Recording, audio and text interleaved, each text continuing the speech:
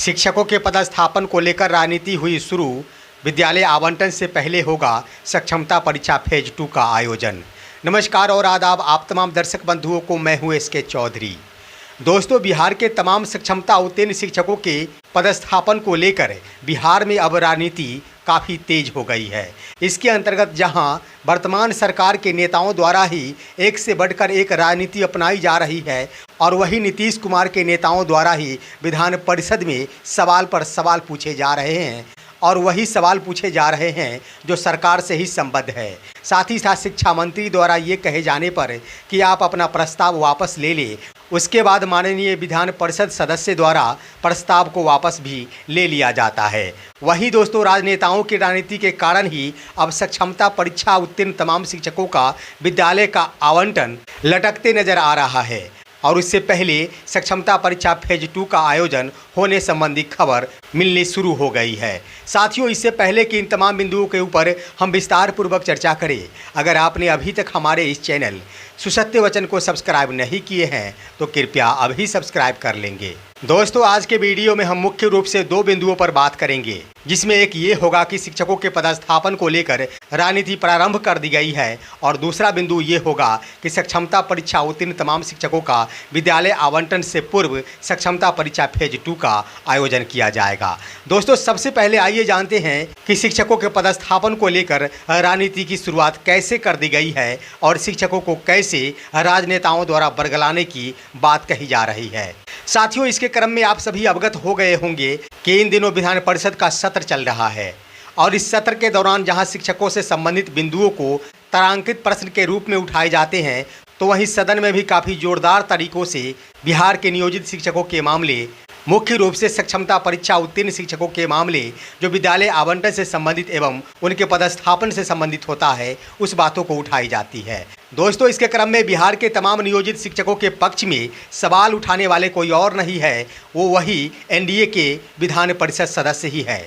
यानी एक तरह से कह दिया जाए तो माननीय मुख्यमंत्री से संबद्ध राजनेता है, जो कि माननीय मुख्यमंत्री के शिक्षा मंत्री श्री सुनील कुमार से सवाल पूछते हैं और उन्हें जवाब देने को कहते हैं। सवाल यहाँ पर ये उठता है कि क्या वही जदयू सरकार जो शिक्षकों से संबंधित बिंदुओं पर काम कर रही है और उन्हीं के विधान परिषद सदस्य को कुछ पता नहीं है क्या?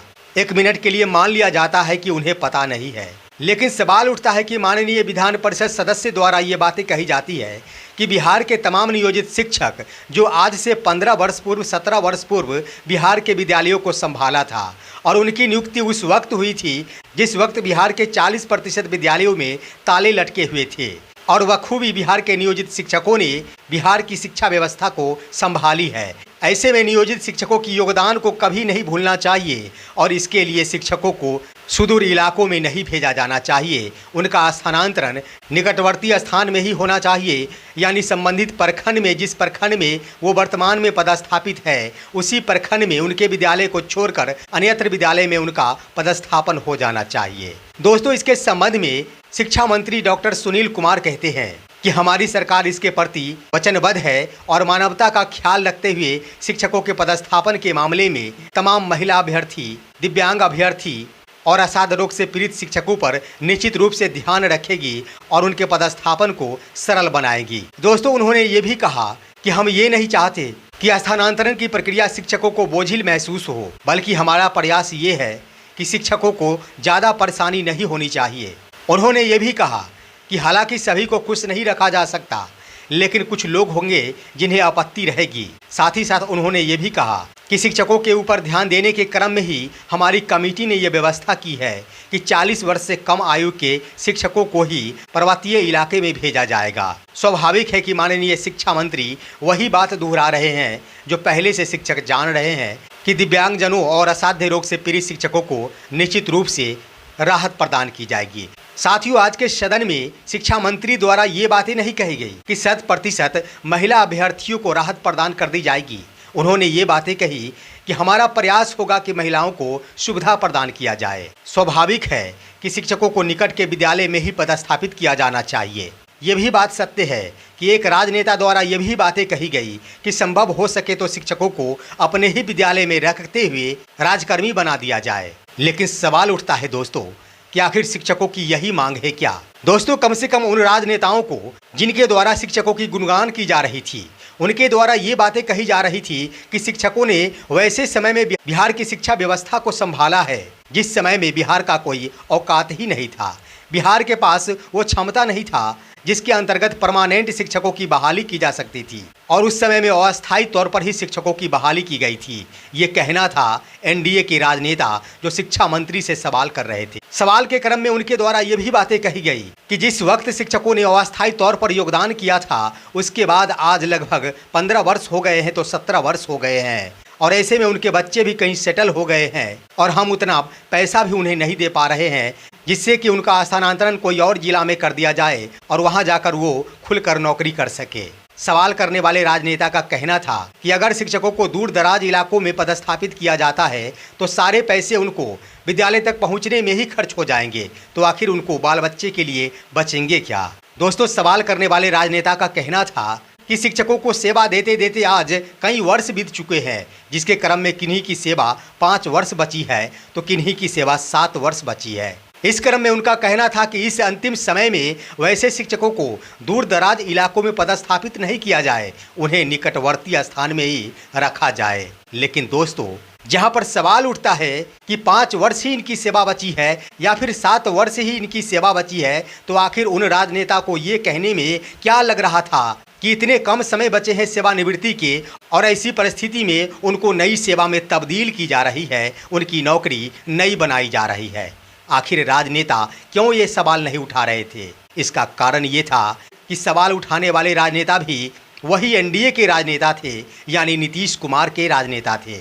दोस्तों, आप गौर करेंगे जितने भी राजनेताओं द्वारा सवाल किया गया है वो सभी राजनेताओं द्वारा सिर्फ सिर्फ शिक्षकों के पदस्थापन यानी स्थानांतरण के मुद्दे पर ही बात किया गया है। किसी ने भी ये सवाल नहीं उठाया कि शिक्षकों को सेवा निरंतरता का लाभ मिलना चाहिए। जिन्होंने 20 वर्षों की, जिन्होंने 10 वर्षों की, जिन्होंने 15 वर्षों की सेवा दे रखी है, उनके पूर्व की सेवा का ख्याल रखते हुए उनका सम्मान किया जाना चाहिए और उनकी सेवा को नए सेवा में जरूर जोड़ना चाहिए। आखिर ये सवाल क्यों नहीं किया गया? इसलिए नहीं किया गया कि अगर ये सुविधा दे दी जाती है तो सरकार को शिक्षकों के खाते में ढेर सारी राशियां देनी पड़ेगी, और विशिष्ट शिक्षक पद का अगर निर्माण किया गया है तो कोई दूसरे उद्देश्य की पूर्ति के लिए नहीं, सिर्फ पैसे बचाने के उद्देश्य से किया गया है। दोस्तों, एक बात सत्य है कि सरकार और बिहार की शिक्षा विभाग विशिष्ट शिक्षक के मामले में शिक्षकों की हर बातों को मान लेंगे, लेकिन एक बात है, सेवा निरंतरता के संबंध में सरकार कदापि समझौता नहीं करेगी।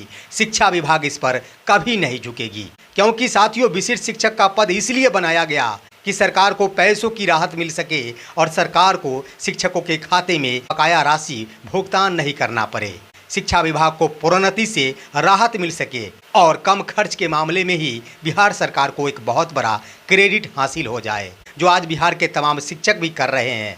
उनके द्वारा अगर 2 वर्षों की ही सेवा दी गई है तो अपनी सेवा का सम्मान करना चाहिए और ये मांग रखनी चाहिए कि हमारी सेवा को निरंतर किया जाए, उसके बाद ही हमारा पदस्थापन किया जाए। लेकिन शिक्षक सिर्फ एक बिंदु से ही काफ़ी खुश है कि उनका ट्रांसफ़र हो जाएगा और उन्हें एनपीएस का लाभ मिलना शुरू हो जाएगा। इसीलिए कहा जाता है दोस्तों, जो चांदी से ही खुश हो जाए उसे सोना देने की क्या आवश्यकता है। यानी कह दिया जाए दोस्तों, तो बिहार के तमाम राजनेताओं द्वारा जो भी सवाल उठाए जा रहे हैं सदन में, वो शिक्षकों के पक्ष में नहीं उठाए जा रहे बल्कि सरकार के पक्ष में उठाए जा रहे हैं। शिक्षकों के पक्ष में अगर उठाना होता तो उनकी सेवा निरंतरता की बात की जाती, उनके प्रोन्नति के बारे में बात की जाती, सिर्फ स्थानांतरण के मुद्दे पर आखिर बात क्यों की जाती है। दोस्तों, हम इस वीडियो के माध्यम से कहना चाहते हैं कि बिहार सरकार की शिक्षा विभाग को शिक्षकों को जहां भी भेजना है भेज दे। बिहार के नियोजित शिक्षक दूसरे जिलों को भी शर्त स्वीकार करते हैं, बशर्ते शिक्षकों को सेवा निरंतरता का लाभ दे दिया जाए।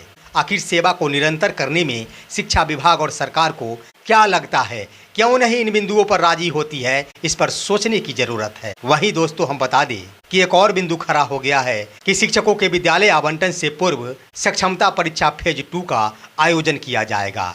इसके संबंध में आप सभी अवगत हो गए होंगे कि बीते दिन ही विधान परिषद सदस्य डब्लू सिंह द्वारा एक तारांकित प्रश्न पूछा गया था कि क्या वर्तमान में सक्षमता परीक्षा फेज 2 का आयोजन किया जा रहा है या फिर नहीं किया जा रहा है। अगर किया जा रहा है तो कब किया जाएगा। साथियों, इसके संबंध में जवाब देते हुए शिक्षा मंत्री की ओर से ये कहा गया था कि बिहार विद्यालय परीक्षा समिति की ओर से आवेदन शिक्षा विभाग को प्राप्त हुए हैं और बहुत ही जल्द सक्षमता परीक्षा फेज 2 का आयोजन कर लिया जाएगा।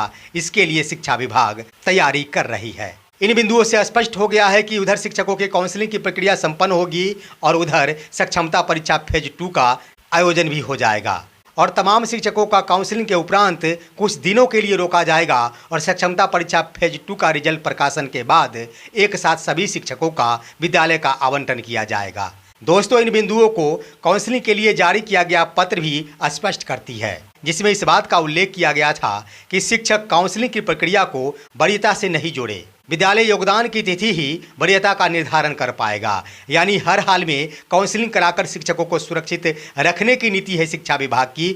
और सक्षमता परीक्षा फेज 2 के लिए तो सदन में जवाबदेही दिया गया है कि बिहार विद्यालय परीक्षा समिति की ओर से शिक्षा विभाग को पत्र लिख दिया गया है। बहुत ही जल्द सक्षमता परीक्षा फेज 2 का आयोजन संबंधी शेड्यूल जारी कर दिया जाएगा। फिर भी देखना है कि आखिर शिक्षा विभाग और बिहार के राजनेता शिक्षकों के ऊपर क्या क्या करते हैं, शिक्षकों के करियर के साथ कितने दिनों तक खेलते हैं। यह दिन देखने के लिए ही बैठे हैं 20 वर्षों से कार्य करते आ रहे बिहार के तमाम नियोजित शिक्षक।